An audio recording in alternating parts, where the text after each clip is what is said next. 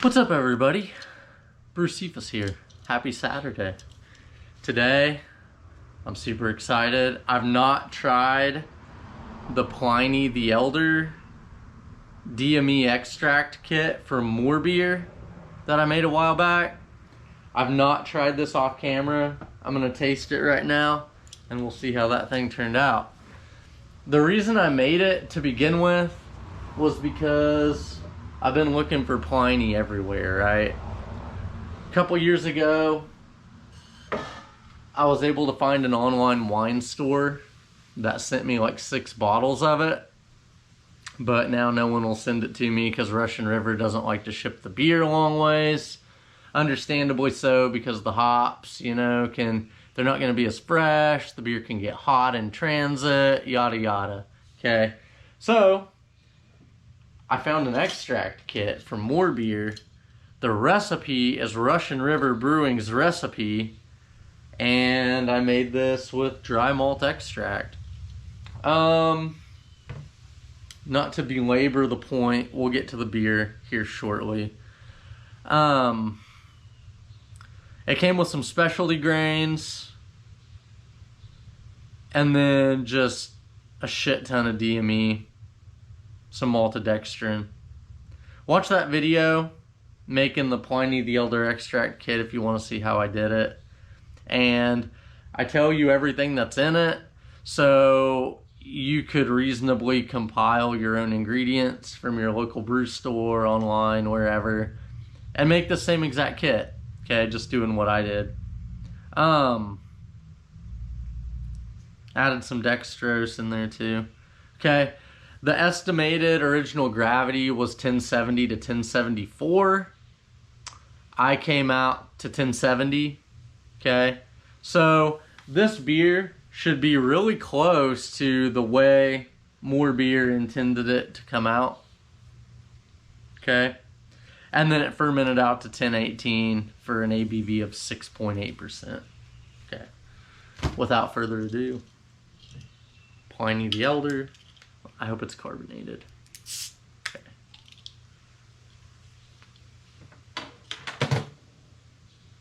Let's give it a pour, shall we? Yes. Yes, yes, yes, yes. Wow. I heard someone talking about beer pours a while back.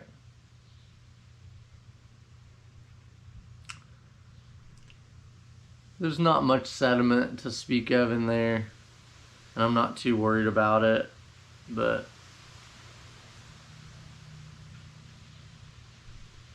anyway, what they were saying was that the people who, you know, pour the beer slow down the edge of the glass and the beer doesn't have a head on it.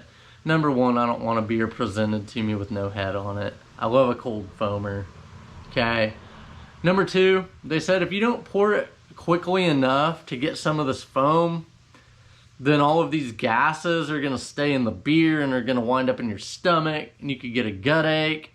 So this person was saying that it is better to pour it and like actually create a head so some of that gas, the CO2, is released. I don't know anything more about that than what I heard. Okay, this, my friends, is the Pliny the Elder DME kit. Let's give it a shot, shall we? Cheers, everybody.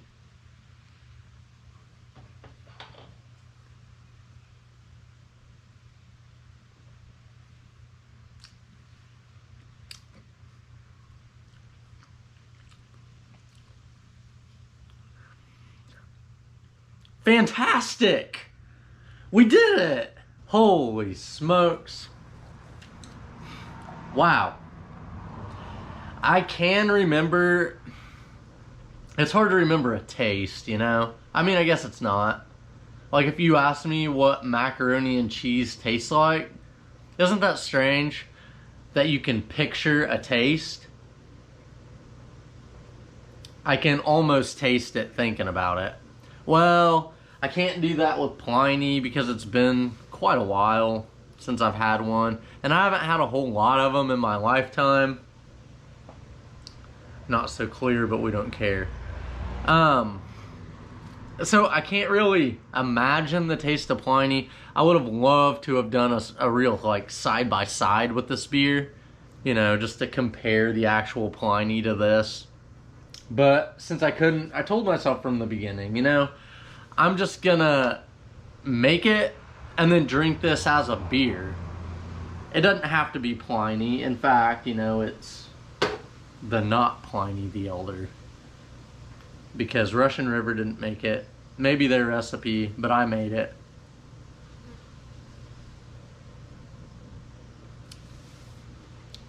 That is a phenomenal double IPA.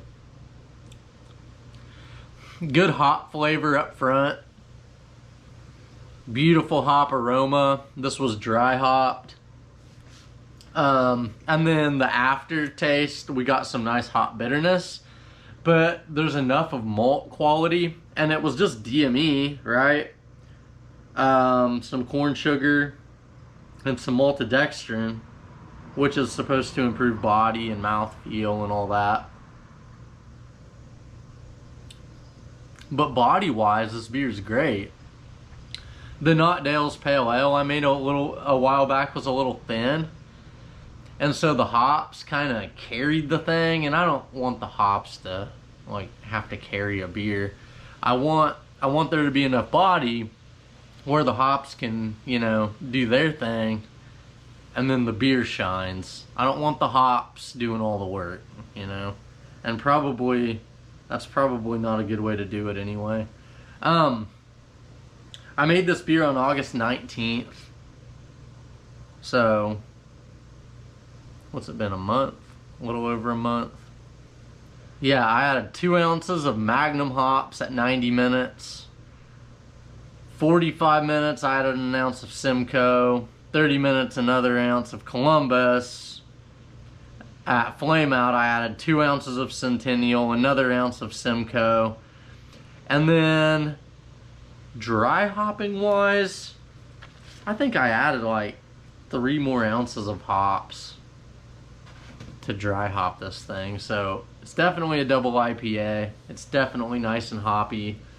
Bottom line, I approve this recipe. I approve this beer. I would definitely encourage you to get the same kit. You know, they have the DME version, which is what I got. They have an LME version for the liquid malt extract, or you can buy an all grain kit. I think it'd be cool to buy the all grain next time. Yeah, because without buying it, I don't really know what the grain bill is, so I'd probably have to buy it once, and then I could recreate it on my own without buying the kit the second time.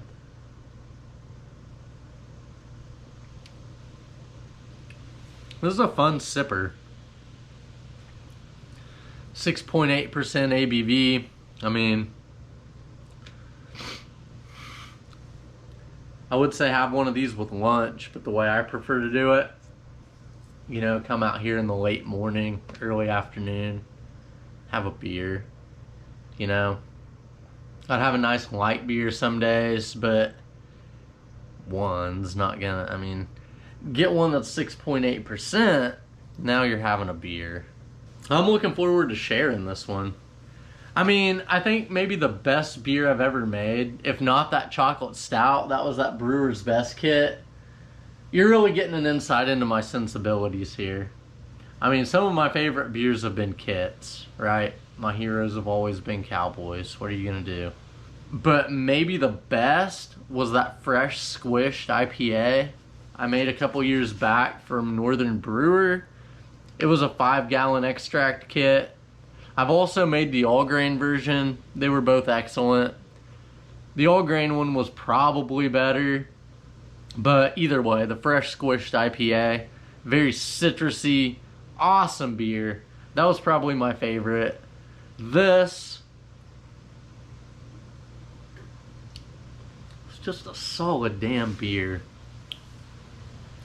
And I got a lot of bottles of it. Looking forward to sharing it. I'll give out a few 6-packs, see what other people think of it. And, you know, unless you're a beer snob, I don't have a beer snob bone in my body. I mean, maybe I just don't have a very sophisticated palate, but most beers that I make, I'm like, man, that's a good beer.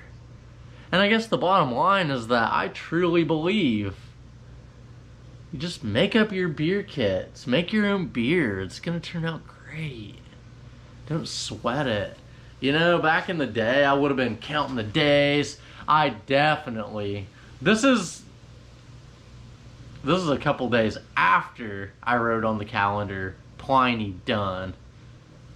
In the past, not only would I have cracked it on the day the Pliny was done, probably would have cracked one a few days earlier. Oh, let's see if it's carbonated, just for fun. I'm getting more patient, I guess, because I have more confidence that the beer's gonna turn out good. I just wait till the day that I put on the calendar, come out here and try it, and I'm really never disappointed. I have been disappointed by beers, but as a rule, generally speaking, I'm not disappointed. It's got a great head on it. Look at that.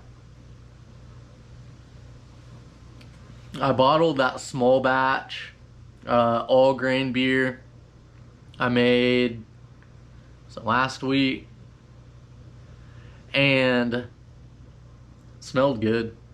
Usually I would have tried it in the bucket, you know, tried just a little bit before it's carbonated just to see. I want it to be a surprise now. So I bottled that up. I got a 6-pack out of it, and I'll try that here in a couple weeks, 3 weeks. I'm gonna give it time. I hate, especially when there's only a 6-pack, cracking one open and it's not carbonated. It's like, well, I wasted a beer. So now I give it plenty of time. I use the carb drops, and I've found in the past, maybe this isn't true, but I've found it to be true, that those carb drops take a little bit longer to carbonate a beer than does the adding sugar, you know, to the bottling bucket. Some priming sugar. I don't know why. Maybe it takes a while for those carb drops to dissolve in the bottle, and so all that sugar can't go to work immediately. I don't know what it is, and maybe I'm wrong completely, but I have found in the past that to be the case. So I use carb drops, and when I use carb drops, I leave them in the bottles for 3 weeks, and that always does the trick, okay? 3-week minimum and also 3-week maximum. At the 3-week mark, I'm gonna drink the beer, okay? Well, in this case, I'm a couple days late, but again, what are you gonna do? It's a really good beer. Thanks for tuning in. I really, really recommend this beer. Catching a nice little buzz too. Haven't eaten anything this morning, so it's the way I like to start my day. You know, if you're gonna have a breakfast beer, it needs to, you know, it needs to have some calories, right? It needs to have some body. It needs to have a little alcohol in it to really get that breakfast beer sensation, you know, to really get some calories into the gut. It's also a great probiotic, right? Anything that's fermented, good for gut health. Is that true? I think it's true. I don't know. Have a breakfast beer. Forget about it. Forget about the whole thing. Wow. It's excellent. You know, everyone recommends you drink IPAs, double IPAs, before they age too much because you want the hops to be fresh. And I did that. So I know what it is now. I can't wait to try one here in a couple weeks if I have any left. I'll try to have at least one left and see how the aging process, I mean, you can hardly call 2 weeks aging, I think. But I found with a lot of my beers, the longer they age, not the longer they age, but the more you kind of give them a chance to sit for a minute, the better they get. You know, those flavors meld together. It doesn't become milder, it's smoother, the word. You know, the kinks get worked out. Whatever it is. I've definitely enjoyed beers that I've kept around for just a little while. A little bit more than I did the first time I tried them. So I'll be interested to try this one here in a couple weeks, 3 weeks. Might try to hang on to one for a month and try it again. And, you know, see if the hops lose some vigor or if the beer itself gets better, or, you know, whatever the case may be. I want to do that. I probably won't make that its own video. You know, I might come back on a brew day and try one of those and talk to you a little bit about how the beer aged, how it's going, you know, how it started, how it's going. Thanks for tuning in, everybody. It's always great to see you. One thing I will address, I probably should have done this at the beginning because a lot of people probably aren't going to watch this long. I used to make and post videos every Saturday, and then I'd do a 24-ounce Tuesday every week. This is why I quit YouTube to begin with, because it wasn't sustainable. Like, that's a breakneck pace. That is a lot of videos and a lot of activity, and I don't have time for a lot of it. So instead of like holding myself to 2 videos a week, I'm just gonna spend more time making the videos that I do make. You know, instead of just posting a brew day video, I'll probably, you know, record the brew day, record the dry hop process or whatever, and then make the video when I'm trying the beer, you know, like a grain to glass type of thing. So make better, more all-inclusive videos instead of like kind of the vlog style. And when I come back and taste the beer here randomly, every now and then, it's kind of vlog style. I'm just kind of chatting.